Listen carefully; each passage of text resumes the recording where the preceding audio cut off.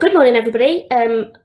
Hopefully you can see and hear us all this morning on what I hope is a lovely Wednesday. It's very rainy and grey where I am. I'm Laura Furness. I'm one of the heads of funding at the National Lottery Community Fund, and I'm going to chair this morning's session. So hopefully you are all here to talk about co-production and talk about the principles of co-production. If you're here for something else, you're in the wrong meeting. So I would suggest, actually, I'd just suggest staying, because whatever your other meeting is going to be, this is going to be the place to be. So stick around with us. We are going to have a bit of an informal session. So we've got a panel of speakers. Unfortunately, one of our speakers has been unable to join us. She may well join a little bit late, but we'll be hearing from Beth, Helen and Winston, and I'll introduce them properly in a second. We are using a new platform this morning to present this, so please bear with us if there are some glitches. We think we've got it nailed, but you never know. So just bear with us, and we will be recording the session, and I'm told that you will get an automatic email with the recording of the session afterwards. So please do bear with us on that. There is a chat function on the right-hand side of your screen, so if you have anything that you want to raise, any questions, I've just seen lots of good mornings, which is fabulous. If there's anything that you want to raise, if you've got any problems, if you can't hear anybody, then please post it in that. There's also a questions tab. So if you have questions for the panel, if you could post them in the questions tab, and I will make sure that we get to them. Hi, Jane, it's a long time since I've seen you. I'm just seeing all the messages coming up the bottom. Post them in the questions tab, and we will get to them at the end. We have a Q&A session for people to ask questions of the panel. So, like I said, we're going to be talking about co-production. When we sent everybody the links to this, we obviously asked you guys to let us know your answers to a series of questions. And one of those questions was around what co-production means to you and what your thoughts are around co-production. And we had a really interesting response. But it was a really, really mixed response, as you would expect. So there was a lot of different viewpoints. There were some people who were very, very honest and said that they didn't know a huge amount about it, and that's why they were here. They wanted to come and talk and hear about other people's experiences. So it was really quite fascinating to see how different people see co-production and what it means to them. But there was a fairly consistent response from people that it was about working in partnership, bringing the right stakeholders to the table, and really giving a very real focus to the role of lived experience as an equal role. So quite often we'll see lived experience being brought in after an event or as a consultation or brought in for specific points. But what we're talking about is having them as a very equal role, so co-producing by bringing all of your stakeholders together. As the National Lottery Community Fund, we've been looking at co-production for a while. So we have a number of programmes where co-production is a non-negotiable element of what we do. And we recently, or last year, we launched a paper called A Meeting of Minds, which I can share the link to, where we kind of summarised what we saw as co-production. We took examples from some of our programmes, and we shared some of the good practice. And what we use within that paper is that it's broadly understood as co-creating spaces involving service recipients in different stages of the process, including planning, design, delivery and audit of a public service. So it's more than just consulting or informing people about decisions. It means including and enabling their involvement by sharing power to decide how money is spent or how services are commissioned, or an equal voice in designing a service. So what's available, where and how. So that's our working description of co-production. And obviously that fits with our wider organisational strategic framework, which is people in the lead. So thinking very much about when we give power to communities, when we give power to people, they know what they need to do. And if we give the power to people and communities, then people thrive. Helen Jones has just asked if we can let you know where to mute or turn off camera. So I believe at the bottom of the your screen there should be 4 little icons which are to mute your mic and disable your webcam. But do let me know if that doesn't work. So we're going to talk about co-production from 3 different perspectives this morning, and we've got really, really good viewpoints to come from. So we're looking at it from the perspective of lived experience, we're looking at it from the perspective of research, and we're looking at it from the perspective of service delivery. So I'm going to hand over to our first speaker, who is Winston, who's a community partner for Fulfilling Lives in Lambeth, Southwark and Lewisham. And his role ensures that co-production is done correctly and ensures the voices of those with lived experience are included in the programme's work. Winston has Twitter handles of, well, we'll put the Twitter handles in the chat. So if you want to share anything on Twitter as we go, please do use Twitter. Please do share the conversations we're having. And over to Winston. You're still on mute at the moment, Winston. Good morning, everyone.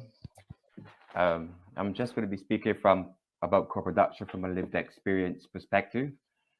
And so before I get into the principles of co-production, I'm just going to discuss 1 or 2 things, what I think co-production is, a definition of co-production from my perspective, which is primarily co-production is a thread that holds things together. It is something that you don't just do in the end of it. It's not the ends to the means. It's a process. It's not a process. It's a process, but I don't want to think about it in a process, because sometimes when we think of a process, we think 1, 2, 3, 4, 5.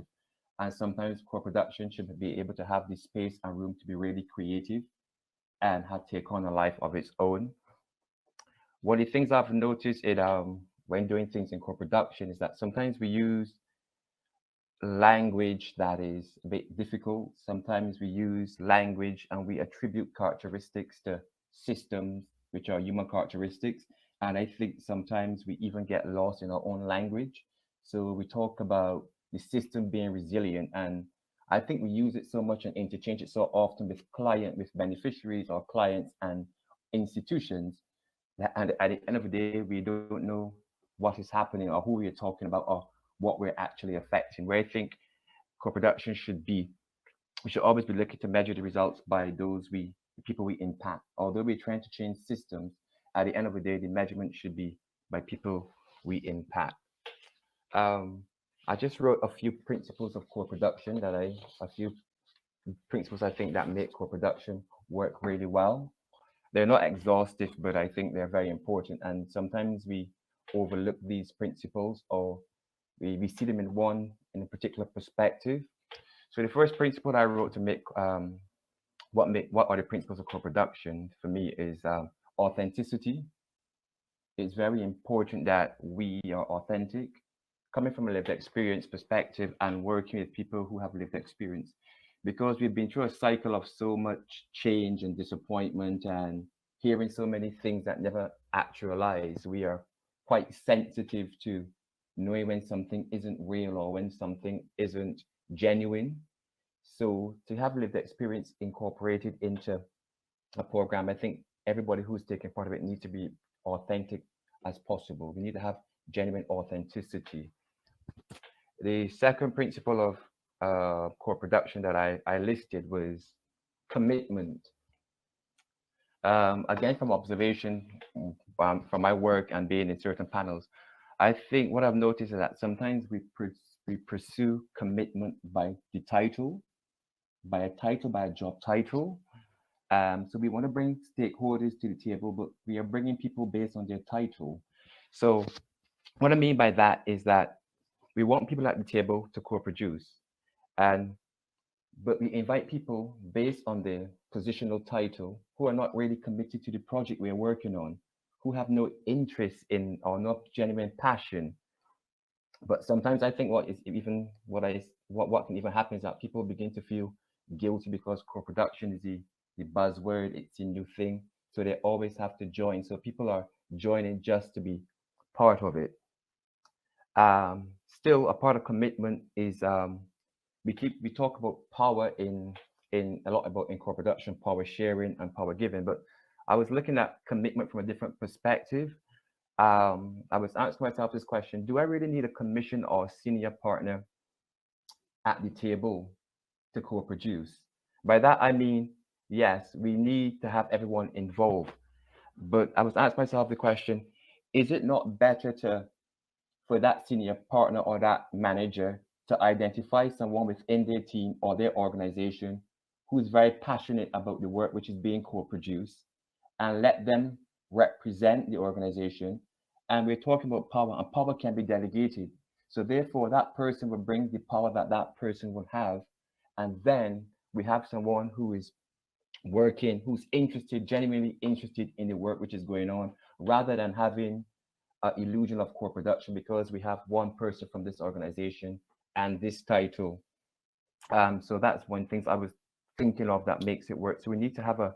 So I was thinking, is it not better to have a person who identifies with the project and who has a passion for the piece of work, and that commissioner or that senior manager to delegate that power to them because they're still bringing the same power to the table. But what we have then is that people who are genuinely interested, people who are passionate, and we maintain an equilibrium in a sense. And sometimes I think what happens is that when we encounter at the co-production table those who have power or control, and we know that they're not interested, somehow we sort of delegitimize their power. We don't see it as power, so then we want to it creates a conflict.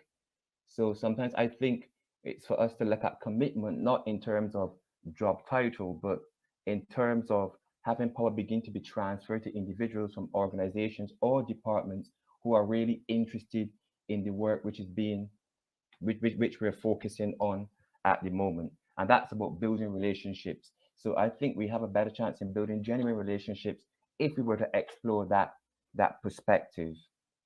So that's just one idea. Um, Another principle I think for co-production, which is really essential, is a pioneering spirit. We need to be pioneers. We need to be able to be bring change. So sometimes we talk about co-production, and sometimes it seems to be a drag. But I think having that freedom to be creative, or having not only freedom to be creative, but having genuine freedom to be creative, because sometimes we say co-production, but it's already encapsulated. It's not the project doesn't lead us to a conclusion, or it doesn't have an organic feel to it. It can be muzzled in various ways. So I think a pioneering spirit is what we need to have with co-production, because then we need to be really creative and we need to be able to come and share our ideas, also to share our fears, you know. And in co-production, I think what needs to be happening, I find what is missing is the process of discovery, you know. Sometimes you want to be able to discover things, but I think sometimes we do it in such a, from what I've observed, is that we're trying to do it in such a formalistic way that we're absent of discovery, we're absent of learning by adventure. So part of the process of co-production should be adventure, learn and grow by adventure, not to discover things. Let the project take on a life of their own. Obviously, some people are going to say, well, we can't go here, we can't go that. And then what I think happens is that sometimes people who live the experience, we sort of expose areas where professionals are uncomfortable. And then we have what I call a professional pride that kicks in. So they're limited in a subtle way, but we know it's being limited, it's being curtailed because for various reasons. And fear is a genuine reason. You know, we need to really examine ourselves and see where all these fears are coming. And that's where the equality comes in, because being authentic is telling people that I'm scared of this. Authenticity is being real. So then we could we can support each other in the process, because part of the process I think we're missing also too is supporting each other at a human level. We're all coming, we're wearing our professional hats, but at the end of the day, I think sometimes if we were to take them off and put our hand to the work and know each other, build a relationship with each other, then the work will go much smoother and much easier. Um, One more thing about essential for co-production, I think, is that it must inspire hope. Co-production must bring hope to those who. It must bring hope in the sense that whatever co-production project I work on, I would like to take it to my next job and say, well, this is what I worked on. It's supposed to give us that feeling of a creativity. And I don't think failure in co-production is if the project is implemented successfully or not. I think we need to have a criteria for co-production itself, because you can co-produce something really well and it can be executed poorly. So how are we going to begin to qualify what is good co-production and what is not good co-production? We need to look at see what's the criteria. So I think it should not always be if it worked, but we should be able to take principles and values out of from that. And the final point, talking about co-production, is that, well, I work in a team of 5 people with lived experience. So now I'm thinking to myself, well, if there was a vacancy in my team of lived experience, do I really want someone to be from lived experience to be in the team again? And I came to the conclusion that I wouldn't like that, because then I want someone with a different perspective to be part of my lived experience team, so that we as a lived experience team can have co-production embedded, because that person brings a different perspective, brings a different point of view. Because we as lived experience people, what we need to do, we need to be careful that we don't dig ourselves in a hole where we are sidelined and say, well, that's your lived experience team and that's where you are. So the same way we want to progress in employment, I think we should at some point open up the lived experience team for people with different skills, because then we're a demonstration that we're really co-producing. And in order for that to happen, I know it's going to take time, it's going to be challenging, but we need to be ambitious and we need to be creative. And co-production is not, if you imagine a circle and everybody bringing a slice to that circle, bringing a slice to make a circle, that's like sort of elementary co-production. But what I see as real co-production is where every slice that comes have co-production within it. So co-production will be the thread. It needs to be embedded. So in my team, I'm a community partner. Okay, we're all lived experience. So I would like that to change to have someone who doesn't have lived experience. So now we have co-production in that. The same way I would like the delivery team to have their experts and someone with lived experience to deliver. So in every stage that comes together, it would be ideal to have co-production in those teams, but yet then we still come together to co-produce, because then you have a real genuine voice, and then we can say it's the thread, because co-production is a thread that binds things together. It's not the end in itself. And we must be careful not to just say, well, evaluation, community team, service delivery, they worked on this project. Yeah, we've come together, but is that real co-production? So we need to be genuine to examine, where are we really genuinely co-producing? So it's going to be, and also from a lived experience perspective, the last point I want to make is that for me, lived experience is quite relational. So in my work, I can relate to people, but there comes a point too, from a lived experience perspective, where you want to move beyond that relational relationship. I want to be able to be like a living inspiration to those with lived experience also too. So I want to be able to move on and move up. So that's like, again, basic beginning. Lived experience is the first stage into a person's development who's coming from that background. But now we need to be able to expand the workforce, have lived experience in various areas, so that people can begin to develop more skills to shine, so to speak. So I don't want to be lived experience anymore. I'm really tired of the title. I like to be a living inspiration. So that's it. Thanks. Thank you, Winston. I think everybody needs a Winston in their team. You are a living inspiration, and there's some brilliant things that came out of that. I particularly loved your comment about co-production and lived experience should inspire hope, and the challenge back to teams that we need to think more about how we qualify what good co-production looks like. I completely agree. And there's lots of points in the chat about how people are finding this and what we can do, and just a lot of points about how brilliant that was, Winston. I don't know if you can see the chat, but thank you. That was really fabulous. We will be coming back to Winston later in the Q&A, so please do put any questions. I've seen there's a couple of questions popped up. We will come to those once we've heard from all of the panel, but I'm going to hand over now to Helen, and Helen leads on co-production for South Yorkshire Housing Association.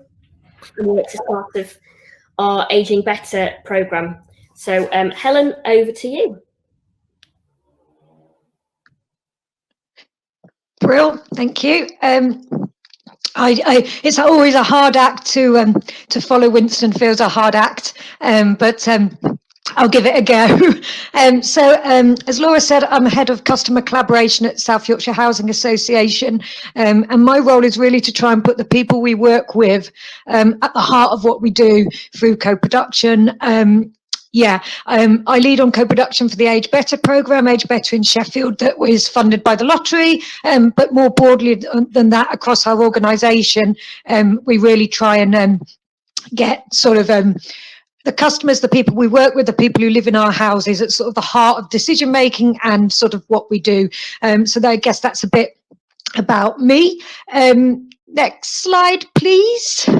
So thinking about the principles of co-production, as Winston was saying there, we've all got different views on what principles of co-production might be, and I think Winston covered some really good ones there in terms of things like authenticity and commitment. So I thought I might just quickly run through some of the things that for me make co-production work from my experience. So the first one, next slide. And I think Winston alluded to this as well, that it's more than just co-production. If you really want to put people at the heart of what we do, then it's not doing co-design at the beginning and putting that in a drawer. Things need to be weaved through the whole way. So I think of things in terms of co-design, co-delivery, delivering alongside people, co-evaluation, where people genuinely do the auditing, evaluate services, and co-governance. I'm a really, really big fan of co-governance. We've used that on our Age Better programme. It's challenging, it's hard to get right, but it's been an absolute gem of our Age Better programme. Next slide, please. So the first point I really want to make is that people want to contribute. This quote is from Civil Society Futures report a couple of years back, saying that people really are hungry to make a difference. And I always take that as my starting point, actually, because I just think it's such a good reminder. People want to contribute. Next slide. Other thing that I think is really important is to reach out beyond the usual suspects. So I think, recently Black Lives Matter and COVID have highlighted some real structural inequalities.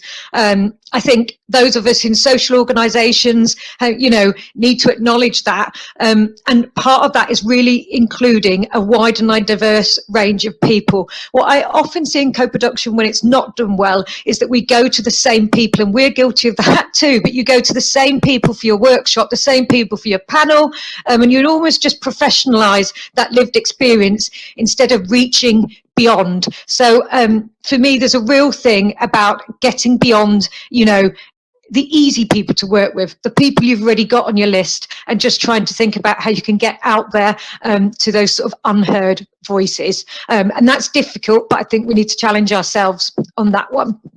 Next slide. And involving people in more than talking.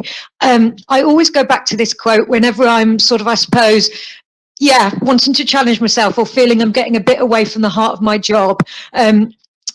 This is someone who, worked on co-production in mental health services, actually, but just talking about how she came, said her piece, was almost given a biscuit and a cup of tea and sent on her way. And I guess that's, we really need to move more than talking. So that is all those things we've talked about: genuine sharing of power, genuinely having people involved in decision making. Just holding up the gate on those things isn't co-production. Next slide. And the other thing that's really important to me is not to slip into doing too. So I think as service providers, we often slip into them over there, the needy, and us who are the needed, who are going to come along and sort of rescue people. And this quote here is from one in COVID, actually, saying that the high risk letter that some of the sort of people in our communities got isn't a sort of permission for you to show up and start doing good things to people. This diagram here is from Cormac Russell, who is a great force for good in asset-based community development, and I suppose what he's challenging us there is to really move from doing to or doing for people to trying to do with and by and alongside. So I you know, I always try and think, am I doing two? Am I doing alongside? And it's very, very easy to slip back into doing two if you don't keep sort of catching yourself, and particularly in service providers and service deliveries, because kind of we are in a doing two mode, but we need to try and get out of that model and that rut. Next slide.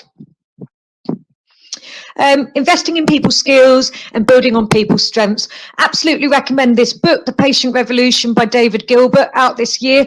David has worked in sort of co-production in the health system for some time, and in that book he talks to various people who've worked in sort of co-production and in patient and public involvement about their experiences.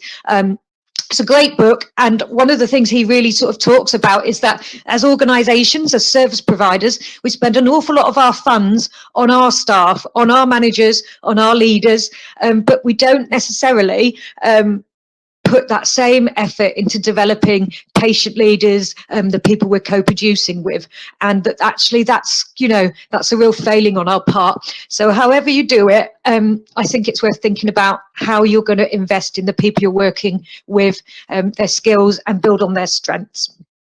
Next slide. Resourcing it, and this can be financial, but it also can be time. I think doing co-production well takes time. I think that's one of the things that puts people off, you know, because actually you sometimes as service deliverers, as providers, we just want to get something done, but actually, you know, having that time to do co-production is really important. So yeah, time, but also resourcing it. And as it says there, if you don't do it with adequate resources, the people you're co-producing with and alongside in communities turn out to be these sort of precarious participant labourers for you, which isn't the position we want to be in. So I guess if you really want co-production to work, we've got to resource it, both in terms of time and money. Next slide. And I guess turning away from sort of the people within communities to our own organisations as service providers, which is the perspective I suppose I'm coming from as a service provider. I think, you know, when you first start talking about co-production or any culture change actually to an organisation, you can sometimes feel a bit of the lone wolf, the lone voice in the room, and I suppose for me it's really important to find your allies, people who are on the same page, and to engage and work with them. And as this diagram is showing, that, you know, often there are early adopters and innovators, and then a big chasm of other people who maybe aren't quite there yet. So for me it's been really important to find allies, whether that's in the organisation or actually just out there in the local community in another voluntary organisation. Find allies, and I think that's really helpful. Next slide. And as well as sort of engaging with allies, I think it's really important to engage with the leaders and managers in your organisation. So senior leadership, get it in there at strategic level. If you're doing your strategy, get co-production in there, but also in terms of sort of frontline managers. I think the average in an average organisation, frontline managers manage 80% of the staff in an average organisation. If you think of hierarchies and the way things come down in traditional organisations. So your frontline managers are absolutely crucial actually to everything you do, because they oversee the bulk of the people who are kind of doing the work. Really, really important. What I've always tried to do when I work with our services sort of across our business is to really try and engage and work alongside those managers at the front line, and also recognise that they bring expertise as well. They know their services, they know what they do much better than me if I swoop in and say, oh, I'm going to do some co-pro and then swoop out again. So trying to engage, I guess, staff, including managers, is really important as well. Next slide. And I'm coming, I suppose, to my last few points, but in terms of sort of co-evaluation and how you sort of capture the success and learning of your project, I think it's really important to capture stories. Stories inspire, and also to go beyond those dry case studies and do different things. I mean, one of the things with case studies that I often see and jars with me a bit is that when we write a case study, we can slip back into that, the needed and the needy. We can talk about the whole someone was in when they came to us, and how with our support we turned their lives around. And I guess that's slightly tricky and problematic for me. So going beyond case studies, so we've used On Age Better peer story captures, we've done interactive playbooks, we've done podcasts, and we've also done community journalism programs. So I mean, there's hundreds of things you could do, but I suppose one of my wishes is to get away from that dry, needed and the needy case study into something more vibrant and something where, you know, yeah, it's a more equal story, I suppose. Next slide. And finally, I think this is just a really good one for where we are at the moment, heading into a winter where we know things are going to be difficult for our communities and some of the places we work with, and actually for ourselves, our own families, people we know, that in moments of crisis, build bridges, not dams. It can be very easy in moments of crisis to be reactive, to forget about co-production, to just start slipping back into that doing too. So I like to think that in this period, it's a really good thing to think about building bridges, and actually webinars like that, like this morning, are an example of this. Next slide.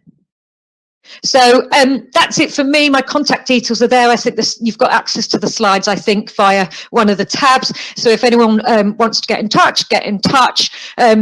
There's a lovely quote at the top there from Appreciating People about the language we use and our direction of travel. But I like to finish actually with this blunter quote here that just says, if you change nothing, nothing will change.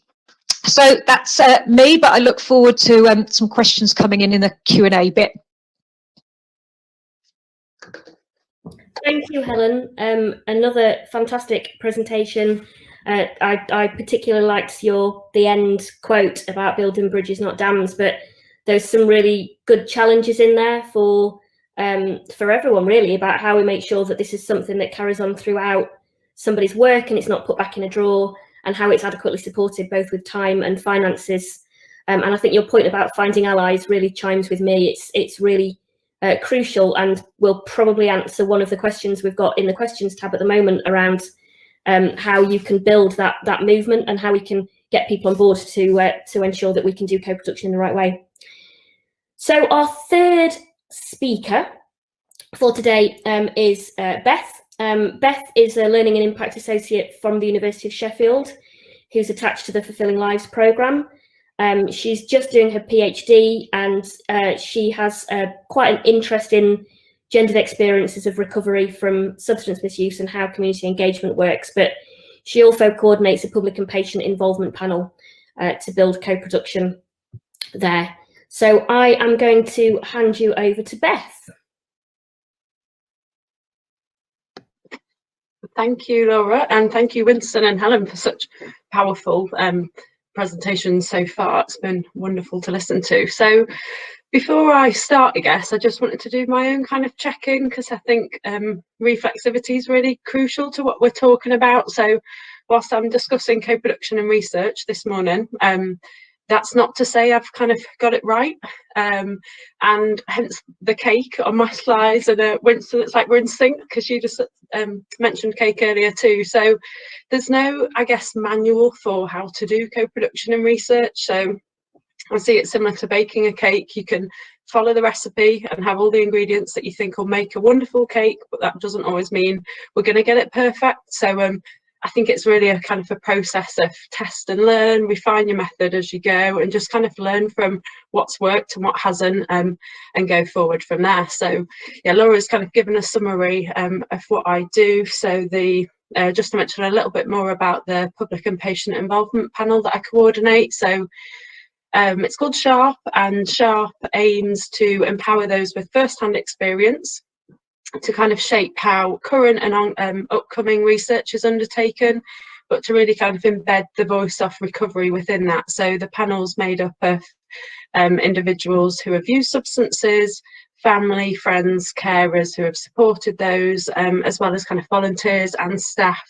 So kind of whole range of stakeholders involved in supporting those individuals. So I'm going to draw on kind of some of those experiences and my involvement in different research projects to kind of just pull out some of the key messages that I've learned along the way. So next slide, please. So Laura gave a lovely summary earlier about kind of what we mean about co-production. So I just want to mention this from a research perspective, I guess. So Involve do loads of great work around co-production and research. So I definitely recommend having a look at their website if it's something you're interested in learning more about. And they actually define co-production research as researchers, practitioners and the public working together, sharing power and responsibility from the start to the end of the project, including the generation of knowledge. So what Winston said earlier about that thread, it's not just something that's kind of ad hoc, it's not just consultation or collaboration, it's that thread throughout the whole thing.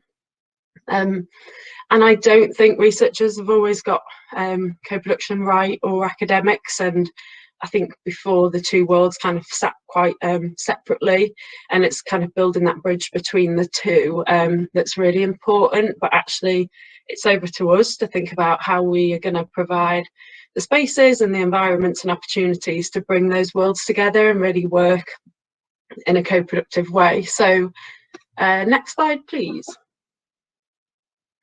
So the first principle I want to talk about is language. So if we're going to aim for everyone to be equal, we've got to use the same language and have a real shared understanding of that as well. So as researchers, we can be guilty of using research terminology, which actually for most people who aren't researchers means absolutely nothing. It might as well be in a different language. And this is something I've seen go wrong in too many cases. So those on the public and patient involvement panel, I've kind of heard them before describe feeling stupid or inferior because they don't understand some of that terminology that researchers are using. And I think as researchers, we've got a real kind of duty of responsibility and care to make sure that that's never the case. So, and actually if we co-produce research in the first place, it helps break down some of those barriers and make sure that kind of those outputs are understandable and they're accessible for everyone.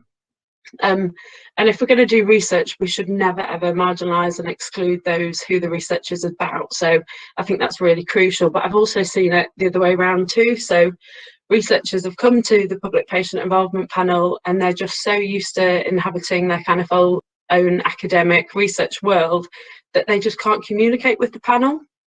And there's a real kind of divide there. So I think it's up to us to kind of foster those safe and supportive environments where we can challenge some of that language. And what Winston said earlier about that fear, and I think that's something we can help to kind of enable. You know, if there's something that you want to challenge, it can be done in a safe and supportive way, and we can learn from each other to make sure that that's kind of a positive experience for all. We recently were trying to recruit new members actually to the panel, and someone said, well, actually, I don't even know what research means. So you're using the term research to kind of promote the work that you do and what this is all about, but that means nothing to us. So we're currently kind of working together to break some of that down and think about how we can create kind of a new definition. So we've kind of put various things out on Twitter, and we're engaging with all stakeholders at the moment to say, okay, how can we kind of define this without using any of that traditional terminology? Next slide, please. So shared knowledge is my next point that I wanted to talk about. So co-production and research recognises the value of all knowledge, and actually by bringing that together, the outcomes become much, much greater. And I think that can be really powerful as well. So if everyone's of equal importance too, it's respecting all of that knowledge. So not everyone's going to bring the same knowledge and experience to the table, but kind of learning from one another can be really powerful. So actually your researchers, your experts, your members of the public, your stakeholders, professionals, everyone involved in that process is going to bring their own expertise. And actually kind of the evolution, I guess, of building those trust and relationships can kind of help people share that knowledge and actually reflect on some of their own biases as well. So recently with the Fulfilling Lives evaluation, we did a piece of work around access to mental health services. And early on, when we kind of collected some of that preliminary data, we then held workshops and focus groups, which we found really important because it wasn't, and the timing of those was also really important. So it wasn't a case that we were going and presenting kind of final findings with people we're actually saying, okay, this is what we think we're finding. It's kind of a sense checking. Does this sound right? And involving all stakeholders in that process too, to say, okay, if we haven't got it right, that's fine. What direction do we as a collective go in now to kind of make this better? And the other thing to note there, I think it's something Helen mentioned earlier as well, is it adds a real story and kind of depth to that understanding as well, if we can get that collective and shared knowledge as well. Next slide, please. So the next principle I wanted to talk about was value. So all stakeholders involved must recognise the value of the research, but actually if it's co-produced in the first place, people should kind of, and there's been a shared, a collective kind of joint ownership of those focuses of the research and what direction you're going to go in. Everyone should see the value of it if they've had their kind of voices heard in that process. So as part of the thematic studies that we're undertaking with the national evaluation, we work with the System Change Action Network, so the SCAN group for short, involves programme managers, the National Expert Citizen Group, and other stakeholders such as Making Every Adult Matter and Revolving Doors. So actually together there's been joint ownership there of kind of agreeing the national priorities, how the research is going to be undertaken, and what we want the value and impact of that to be. So kind of there's a real joint ownership of what we want it to do and where we want to go with it. And the group also kind of makes the recommendations for that. So handing the ownership of that to them, because they're the ones on the ground that are going to be using this evidence to kind of influence as well, and they know what change they want to make on that. So having that kind of ownership there is really important, and that's not to say all the recommendations will always happen, and I think that's something else that the experts have always kind of mentioned, is if something can't happen, that's fine, but it's having that open dialogue about maybe why it can't happen and what will progression look like, so we can work collectively to kind of go forward in some direction. And the other aspect of value, I guess, is that everyone's input is valued. So individuals can often feel maybe disheartened or feel like their kind of input isn't valued. So it's kind of having those joint conversations about that. And actually research can take a really long time, so it's hard to there's just got to be an open dialogue there to understand, so people know that kind of we're all on the same page. So as part of the public patient involvement panel, we're currently in the process of putting some case studies together. Sorry, Helen, no, you've said you're not keen on them, but people have said, well, the experts themselves have kind of said, well, actually it makes us see that the contribution we made this early on in the research project actually then led to this change in policy or practice later down the line. And they've then kind of, to get new members on board, have found that a really powerful way to say, actually, this is what impact you can have in research, and if we're going to co-produce it, this is kind of the power and what can come from that. Next slide, please. So the final principle, I guess, I wanted to talk around was communication. So we recently did a piece of work around the role of lived experience in creating system change, and that's something you can find on the National Evaluation for Fulfilling Lives if you're interested. So it wasn't around co-production, but actually a lot of the messages that have come out of that are really applicable to what we're talking about today.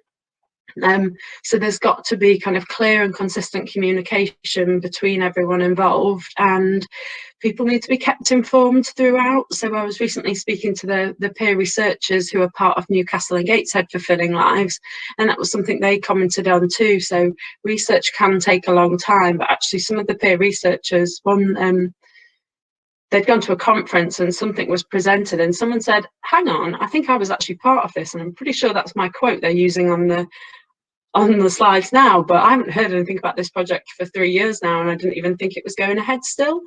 And I think that's not fair. If we're going to kind of involve everyone, there's got to be that constant link so people know kind of where we're going and what's happening at the time. Final slide, please. So I guess my closing remarks, I think we've all got a duty of responsibility to reflect on how we're co-producing research and always strive to do it better the next time around. There's always kind of lessons we can learn from. I think research needs to be co-produced. Change should be influenced with that co-produced research. Services and practices should be co-produced, and then the policies and systems should be co-produced too. But I'd like to think actually this just becomes the norm, and we don't even have to refer to the term co-production because we just embed it within our practices. And then if we do it successfully and well, the effects of this can be absolutely huge. And that's everything from me. Thank you. Thank you, Beth. Fabulous presentation again. So a few things that stood out for me in your presentation, Beth, and I think we've heard it through our speakers and through the comments as well, is the importance of language and the importance of understanding that we use language that's understood. So we do use a lot of jargon and terminology, and it's difficult, and we do assume a level that people kind of get what we're saying. Using shared and personal knowledge, how we ensure that people see that they're valued. And I love the quote at the end about together we change the world, and the idea that co-production becomes the default setting and we don't have to even use the terminology. There was a few points that came out in the chat at the side that I also wanted just to mention because I thought they were really, really useful points, and maybe we can talk about these as a panel discussion. But there's a challenge from Louise Holden, which I completely agree with, and is a bit of a personal bugbear of mine, as to how do we ensure that we develop histories so that we don't continually relearn lessons. So I'm going to put that as a question for us to come back to in a moment, so if you guys can have a think about that. And then a few points from Karina and Suzanne. So one about all ingredients are based on love, passion, resilience and patience, which I think is absolutely right. And I think we forget the need for love, passion, resilience and patience. And by resilience, I'm not talking about continually just being able to pick yourself up when things are wrong, but admitting when things are difficult and being able to work and support each other. Resilience isn't just coping at all costs. It's recognizing when we can bring other people in or when we might need to take a break. So those ingredients from Karina, and Suzanne's point about the term vulnerability, and actually call people valuable, not vulnerable. Again, it's a hugely personal bugbear of mine to use the term vulnerable. I think it just creates real barriers that we don't need to build in. So I am going to go across to the questions. If other people have questions or points, please do put them in. So we have got 4 questions at the moment. I'm going to start from the earliest, but if people want to add any more in, I'll just introduce Hannah Patterson as well. Hannah works in our UK portfolio, and she led our Leaders with Lived Experience programme. She leads our participatory grant making work. So Hannah's going to join us for questions and answers. So I'm going to start with Louise Holden's question. She said she's currently managing a project funded by us, and some of the outcomes have changed, though the overall goal is still valid. Can we say a bit about how we as a funder support project managers using co-production models when reporting and adapting projects as they develop? So I'm going to just give a couple of points, but then Hannah, I might hand over to you to give your perspective on this. So Louise, I'm responsible for the Fulfilling Lives programme, which is one of our large strategic programmes. And we have 5 large strategic programmes, and we take a test and learn approach. So we assume that as the programme develops, it will change. And therefore we have a very relation-based approach with our project managers.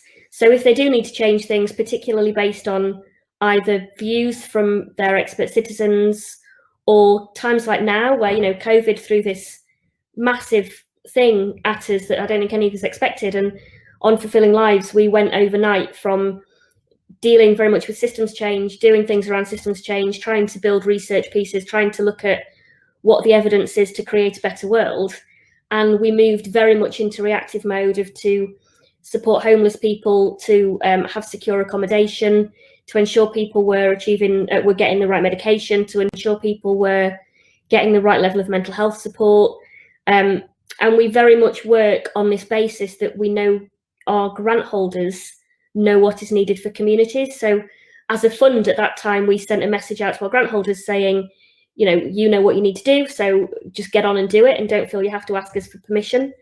And I hope we can take that forward so that we can build flexibility in. But if you do need to adapt or change your project, then I would please do talk to us, because we don't want people to continually do the same thing just because that's what they said they were going to do.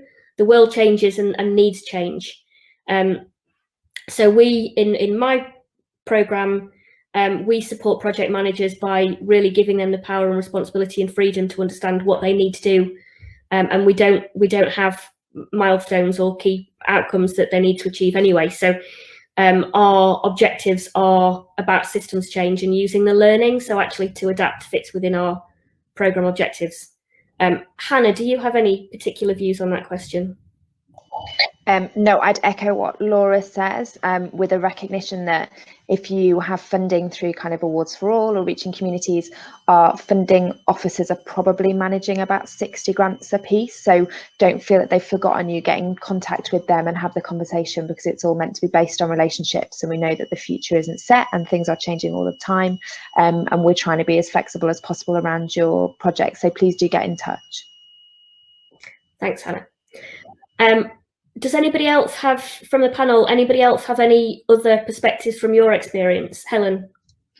I was just going to say, actually, one of the things that we've been funded to do by the lottery as a national piece of work from the Aging Better programme is to develop a co-production toolkit that is gathering the learning from all the Age Better programmes. There's 14 of them across the country. I think we're looking to launch that in May next year. So I guess that's something that will be available to everyone who's funded by the lottery and others to, share learning, work with co-production and stuff. So I guess watch this space on that, but I guess it's just one way actually that the lottery is funding something that will help, I suppose, people do co-production. So watch this space, I suppose, on the co-production toolkit. Thank you, Helen. Winston or Beth, any other thoughts or? No, okay. So the next question is from Jake, and I think I will ask Winston and Helen particularly about this one, but how do small local projects led by people with lived experience get a seat at the power table? Most projects are now required to become financially sustainable, but they're too small to be considered for commissioned work. So a question about how we ensure lived experience led organisations do get the seat at the power table.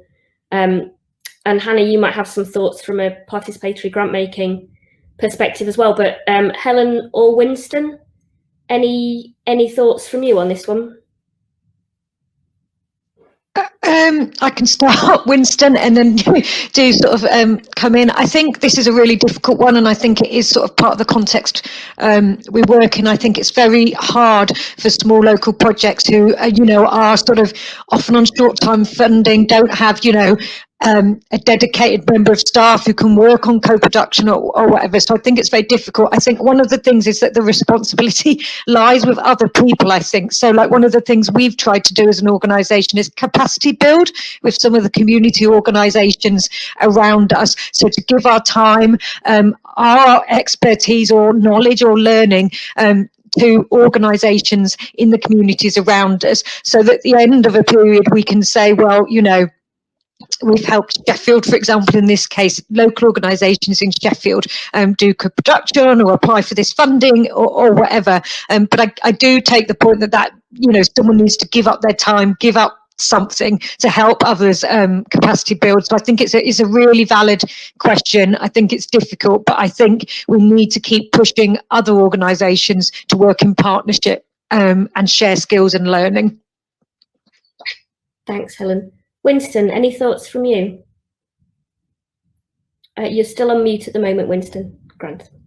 I think that is one of the challenges I'm working on in my role as community partner now, because what I'm interested in is finding associations, which are groups of people which deliver excellent work, because sometimes we look at institutions and where the great work is being done is people naturally coming together. So my view is, I think as an organization, from Fulfilling Life's perspective, who's not going to be there in 2 years' time, we are going, my suggestion would be that we go in and look at the strength of these organizations, not the needs, and we help to build them. And then one of the ideas that I had is that we connect strengths to strengths. We have a pot of community associations, then which could apply for funding. So in Southwark, where I work, I was thinking that you can get organization with strength and you do it across the borough. So you make it very flexible. But like Helen said, it's going to take organizations not giving the money in that sense, because giving the time and skill to write an application, to write a grant, because that is what is needed, you know, and to also to realize that we are not, don't always go in there to look for needs. We need to, with associations, they have strengths. So what we need to do is to highlight these strengths and bring them together so that then they can be a fully supported community. Yeah. So, and I think the approach is very important for us, not to go looking for needs all the time. Just look for strengths sometimes.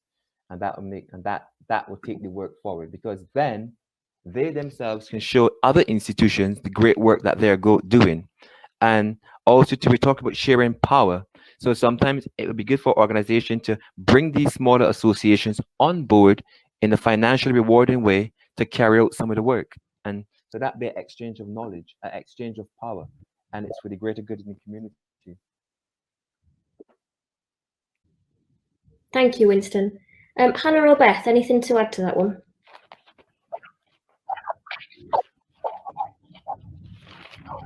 Okie dokie. Lindsay, you had a question which I think is reasonably similar, really, in how we use, how we influence and get a chair with council and commissioners. So hopefully we've answered that previously, and there's some conversations in the chat about finding allies and building solidarity, which I think is exactly the right kind of term. Question. Sorry. I just come in on that one point as well. It should be published kind of in the next few weeks. We've recently done a piece of work around engaging commissioners and policymakers, so look out for that on the Fulfilling Lives evaluation. But kind of something that came up time and time again was inviting commissioners to come for like an open day, or actually just they don't get to spend much time with people on the ground and services, so bring them along. Some commissioners were sitting on kind of like multi-agency review boards, and also been part of the kind of co-production or lived experience groups, but even just coming along for kind of one session, it then seemed to spark some interest for people to say, actually having this time to kind of reflect on what I'm doing in my own kind of commissioning practices has really been influenced by just kind of spending this time with people on the ground and hearing what's happening. Thank you, Beth. I have put a link to the Fulfilling Lives evaluation in the chat, but if anybody needs that again, then please do let me know.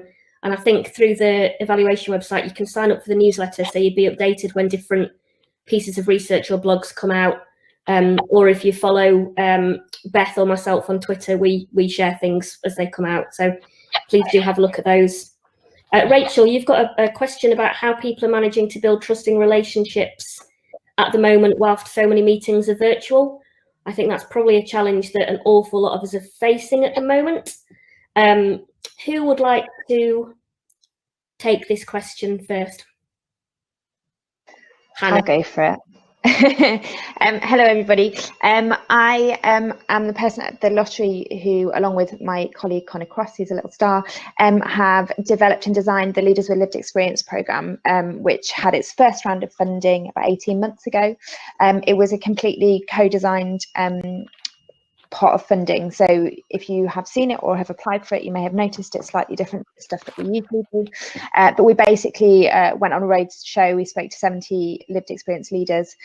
We did a 2-day residential with 17 of them to basically say, if you were to design a funding pot, what would that look like? What would it fund? What the eligibility would be? What the application process, the decision making, the grant management, the comms, was completely designed by lived experience leaders in collaboration with some funding staff, but it was done in a co-produced way. So as people were thinking about what this could be and what that would look like, we had our funding staff there to say, well, yeah, if you make that decision, that's fine, but it will take us 12 months to implement, or we can do that, but actually that means only 2 people can access the funding, or you could do this. So it was a really, really co-produced space. And you may have seen that funding is now live for our second round of funding. I'll put the link in the chat. I do want to manage expectations because the pot of funding is not as large as the amount of applications that we're going to get. Last time round, we had nearly 700 applications and only 20 grants. Competitive, but you'll see from the programme that it is much easier to apply to because we've only asked kind of like really interesting and to the point questions as designed by the lived experience leaders. So I've been really thinking, because we're at the point where we're starting to make the decisions, well, we'll be looking at the decisions for what that funding will look like. We make the decisions for the Leaders with Lived Experience programme uses this concept of participatory grant making, which is a horrible word to say and spell. But basically, it's about the people who are receiving the money should be involved in the decisions about where that money is spent. So the decision makers for the Leaders with Lived Experience programme are a combination of staff from the fund, because actually we want them to learn from the conversations, what lived experience leaders are finding as their priorities, what they're looking for in grant applications. And we're joined with lived experience leaders to help us make the decisions. This year, those decision makers will come from the grant holders that received funding in the round before. So it gives an opportunity for them not only to have received some funding, but also to see the other side and what funding looks like and how we make decisions on funding and what a good application looks like and what a weaker application looks like and how they can improve stuff. So it's a way of both supporting our staff to improve their knowledge and learning, but also the lived experience leaders who are involved in the decision making. So it's an interesting way. I've been thinking loads about how on earth do you do this online, because these people have not necessarily done funding. It's a difficult decision. There's a lot of pressure on that. So I've been looking at loads of online kind of like techniques and tools and how do you centre and ground people. I've had some really interesting examples. I don't know if people have come across the Resourcing Racial Justice Fund, but it was an incredible fund that was designed and developed and led by people of colour. But they did some really interesting stuff in the way that they kind of like were very open and honest. They did meditation and grounding techniques at the beginning of all of their meetings. I think tools like this, I think Lyle's on the line, who's the guy that has designed this cool program thing. I don't know, I'm not very techie, but stuff like this that makes it easier to engage and adapt and use the technology. There's kind of like online whiteboards that make that really helpful. Loads of breaks. And starting with kind of like fun, interesting ways of getting to know people rather than kind of their job titles or where they come from. So often starting with like a GIF about how you're feeling during the day, or small breakout rooms to kind of like get to know somebody a bit more. But if anybody else has any examples or ideas, I am after all of those for the decision making. I'm sorry, that was a bit of a ramble, but yeah, tell me everything that you've got, because I'm on the hunt. Thank you, Hannah. Does anybody else have any great tips for how to engage and build relationships? I was just going to say, I think it echoes some of Hannah's last points there. But for me, I think trying to be human is really important. So one of the things we found on the Age Better co-governance body is that we started to feel a bit disconnected. So at our next meeting virtually, we took 15 minutes at the beginning of the meeting to go into breakout rooms and have talk to each other about human things. You know, what are you grateful for in the last week, that sort of thing. And we found that the rest of the meeting then flowed so much better because we'd done that human connection that you might have had at a face-to-face meeting where you turn up, you have a cup of tea, you say, how are you, how are you doing? The thing with sort of Zoom and virtual meetings is that you often log on just at the time and you don't have that natural sort of conversation you might have if you were bumping into someone face to face. So my tip is to take time at the beginning of something to have that, forge that human space, or if not at the beginning, you know, halfway through or however. But I found it really, I felt much more connected to the people in that meeting after we'd had that human catch up at the beginning. And human is one of those terms again that I'm kind of loath to you know, but just being natural and sort of authentic, as Winston was saying at the start, but trying to forge times to do that with people. Yeah, just to add to that as well, I think something we've experienced recently, so the public and patient involvement meetings have all gone online, and actually we have had some new members join, and it's a really weird environment to come into, especially if some people already know each other and those relationships have been formed and others haven't. So we've started with kind of the regular members just meeting on a one-to-one basis via Zoom with a new member beforehand. So actually when they're then coming to that meeting, they're kind of more at ease, they recognise the faces there, and like Helen says, you've had that kind of human conversation with someone, you've just got to know them, you haven't even talked about what the meeting's going to be, but you've just kind of developed some kind of relationship with them, and it can evolve from there. Thank you, Beth. I'm going to move on to other questions in a second, but there's a challenge or a question back to the audience in our questions from David Parkinson. So David also works for a funder, and David, and I think Hannah and I would also echo this, is keen to hear if people think that funders are doing enough to encompass a genuine commitment to co-production, or whether you'd expect us to be doing or saying more. So as we go on to other questions, if you have any thoughts or comments or challenges for Hannah, myself, or David, or our organisations about what more we can do, or any tips or anything at all, please do put in the chat, and we'll take it away and have a think about how we can implement some of that into our programmes. But some other questions that have come up. Nalida, you've asked about how Fulfilling Lives has traditional management structures, and what can we do as a funder to support or encourage power sharing. So absolutely, as Fulfilling Lives has moved on, those power structures have changed somewhat. So the chair of the strategic boards of some of the partnerships are led by people with lived experience. There are chief execs who are part of the partners who have lived experience. So we have, the programme has shifted, but also, you know, we as a programme and as an organisation have learnt a lot. And Hannah is leading on our participatory grant making work in order to try and support and encourage some more of that power sharing. So it's still work in progress. Hannah, I know you've commented a bit, but is there anything else that you'd want to add to that? I think to say kind of like, it's a really interesting like concept, the idea of like participatory grant making, and we're trialing it across lots of different places. So Aging Better have done stuff within the strategic programme around kind of like community vote methods. We released the Phoenix Fund time has lost all meaning to me, weeks ago, which is a collaborative fund with the Black, minority and ethnic user-led organisations across England to look at how we better fund them. So that's a £1.4 million fund that puts them in the driving seat of deciding what that funding should be spent on. So we're looking at this in different ways to really understand it.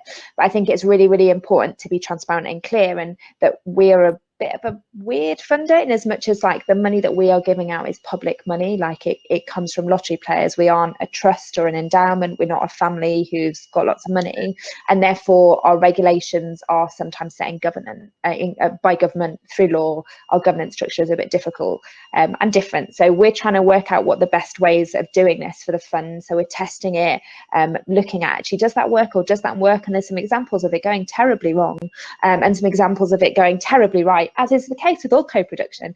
So it's a really, really interesting opportunity for us to explore what that is, how that works, what that looks like, and link that in with a kind of more global conversation about kind of like who else is doing this space, how can we encourage other funders to be exploring how they devolve power, and how do they look at their decision making, and who's sitting on those boards, and what decisions are they making, and are they right for that decision making place, and how do we kind of like keep expanding and keep devolving. And I think one of the key things to holding power is how do you continuously give it away and continuously question, and I think that isn't that question should be asked of everybody that holds power. And I think it goes back to some of the stuff that's been said on the panel around actually you end up with the voices of certain communities or certain people or places, and how do you continuously keep asking who isn't in the room, how do we bring them in, how do we move. Again, I think I've meandered off on a tangent, but yeah, there you go.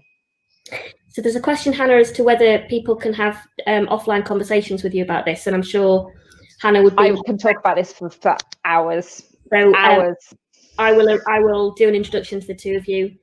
Louise has asked whether the lottery would consider supporting other funders to understand co-production. Yes, absolutely. We can have a think about whether we can do some additional funder collaboration. I think there is also conversations happening with other funders, but we can certainly have a think about how we do a bit more of that. Just bear with me, there's quite a lot of things popping up now. Ellen has asked for frameworks or some guidance, which Beth has responded to with Homeless Link, but there's also some bits of information on the Fulfilling Lives evaluation website. Does anybody else on here have any useful links for actual tools that can be used for co-production?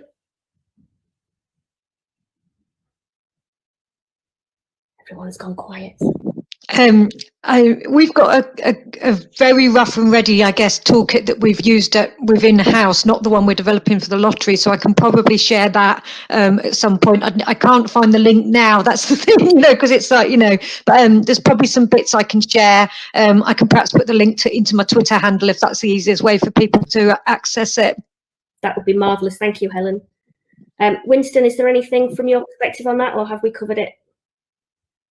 I was just going to recommend www.cocreation.org.uk. That's a good place to look to get some information, and they give you a balanced view of it, what it is, what it's not, and the challenges. So that would be, I'll put it in the message box. Thank you, brilliant. Thank you very much.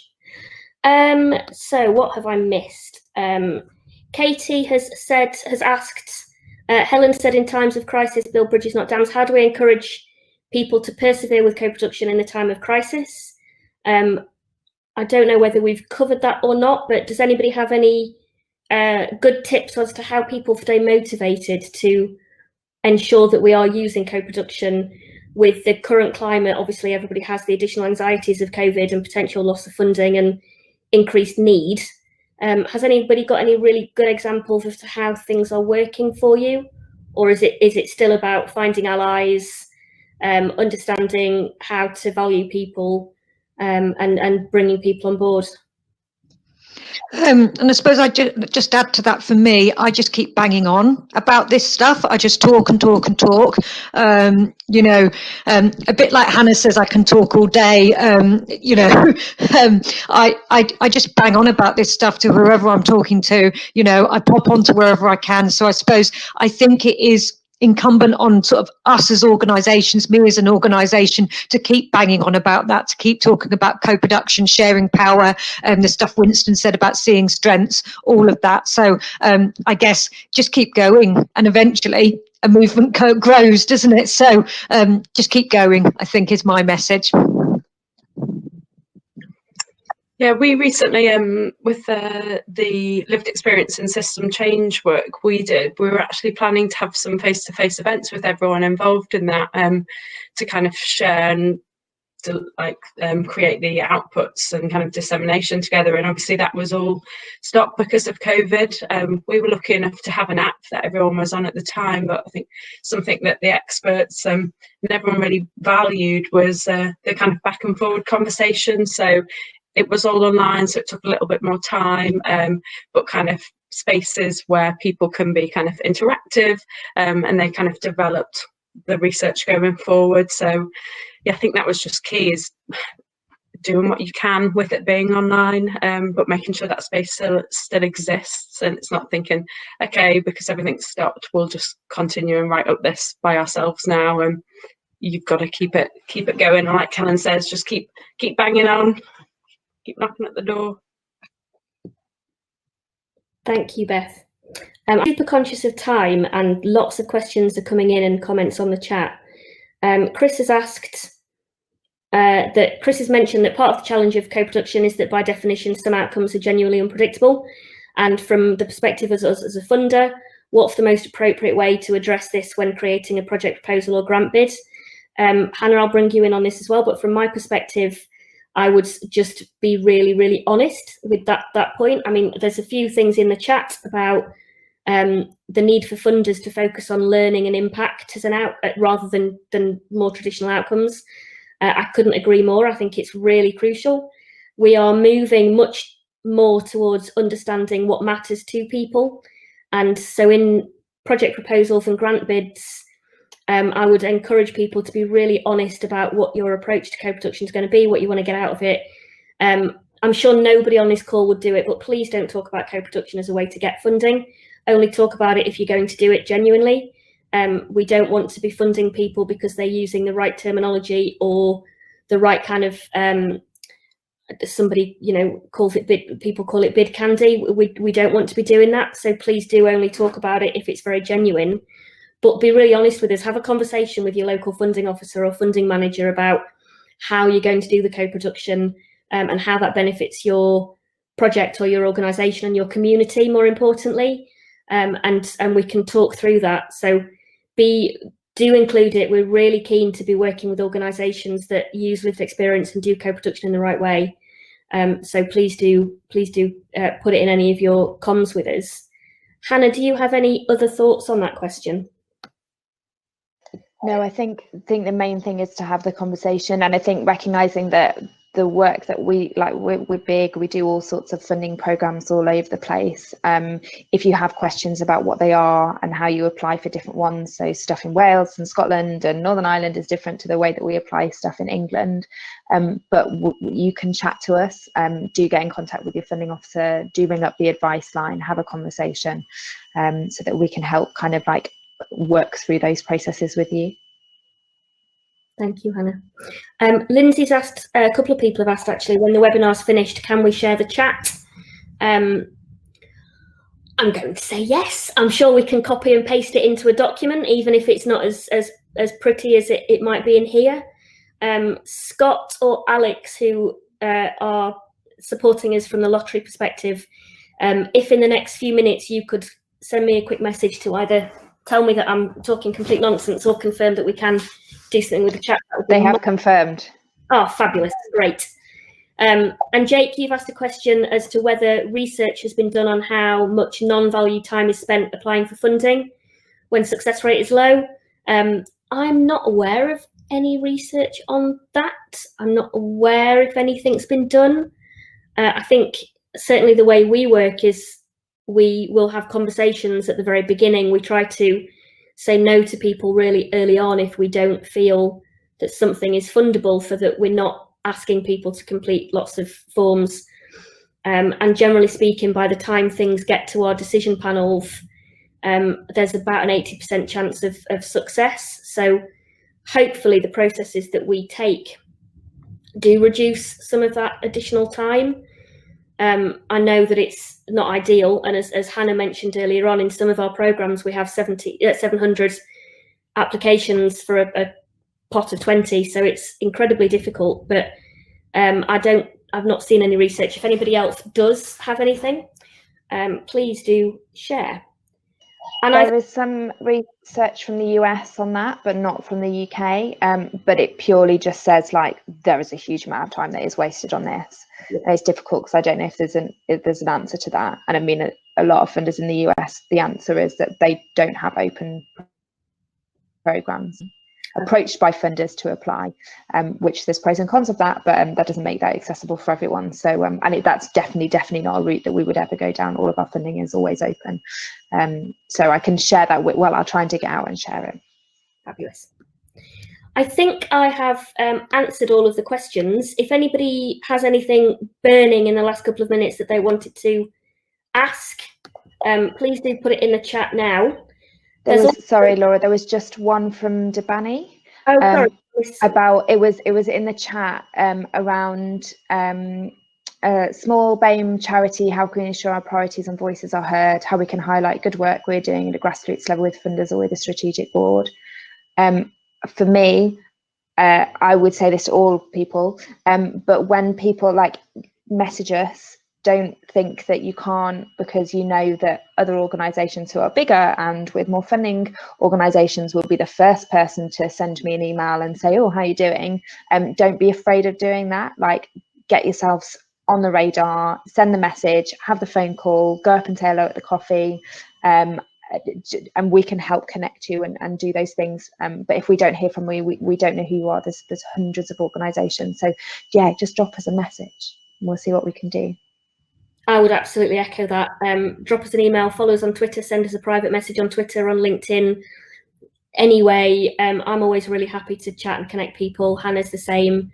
And generally speaking, our entire organisation is made up of people who we want to give money to organisations to do great things. There's no benefit in us not. That's our purpose for being. We want to give money out to people. So we really, really do want to hear from those people who we're not getting the money to. We want to understand why we're not getting the money to them. And so if you've got any thoughts or tips or any insight for us in that, please do tell us. But as Hannah said, just don't be afraid to drop us a line. We're really happy to be contacted out of the blue for stuff. We're really happy to chat. We're really happy to share guidance. So please do come back to us and talk to us as much as you need to. I think Scott put a poll on at the very top where there is a chat questions poll from People box. There is a poll which asks, are you planning to implement new ways of working or learning to our organisation? If you are still around, if you could just select either yes, maybe or no, just for us to have a bit more of an idea as to what people's thoughts are after this. I don't think there's any further comments or questions coming in, not that I've seen, but please do shout me if I'm wrong. Otherwise, it just leaves me to thank everybody for joining. So I think we had around 60 or so people joining us this morning, which was fantastic. So just to thank you all for signing up, giving us an hour and a half of your day, and really particular massive thanks to Beth, Winston and Helen, who've come along, given their time up, shared their experiences, and hopefully we can keep the conversation going. If anybody wants anybody's contact details, then do let us know, and we can share with consent and permission for people to do that. The recording should come out. We'll get the chat out to you. And yeah, please don't see this as a one-off. We want to change the world, as Beth finished her slide deck with.